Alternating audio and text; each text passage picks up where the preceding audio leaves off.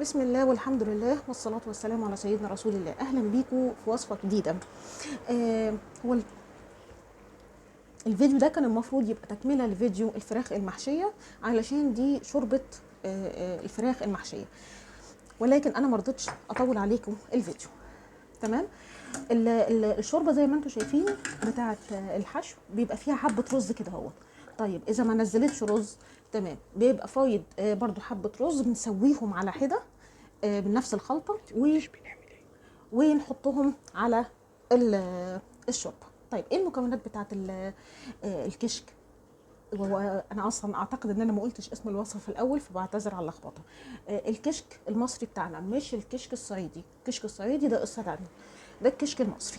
تمام. هتبقى شوربه انت مظبطه ملحها، وفيها حبه الرز دول. قلنا بيتجابوا منين حبه الرز؟ وبصله صغيره متقطعه صغير ومتحمره في حته سمنه بالمنظر ده، ومعانا 3 معالق دقيق، هنحط عليهم نص كوبايه لبن. تمام.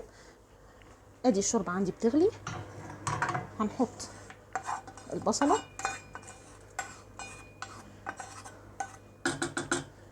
وفي ناس بتخلي حبه بصله للزواق من فوق كده هو بعد ما نغرف. ادي 3 معالق دقيق، هنحط اللبن، هنقلب كويس. بسم الله.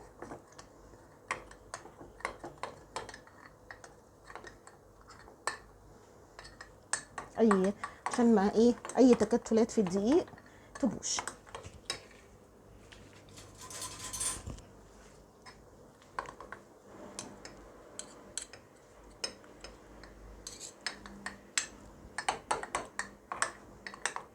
هتدوقوا والله يا جماعه كشك تحفه. الكشك دي طريقته بتمشي على شوربه الفراخ المحشيه او على شوربه الحمام المحشي، الاتنين اروع من بعض.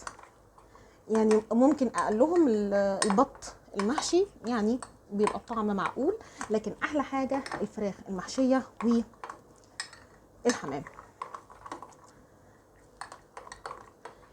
تمام كده.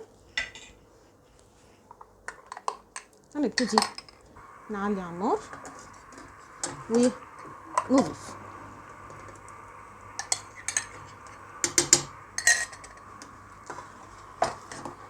نفضل نقلب لغايه لما القوام يمسك معانا،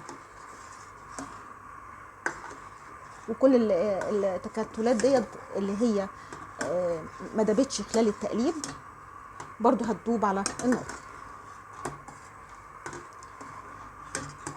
وصفته سهله وبسيطه وسريعه، مش اكتر من كده. هو اول ما يغلي وقوامه يبقى ممتاز هو خلاص اهو. يعني في ناس بتحبه بالقوام ده كده اهوت كريمي، وفي ناس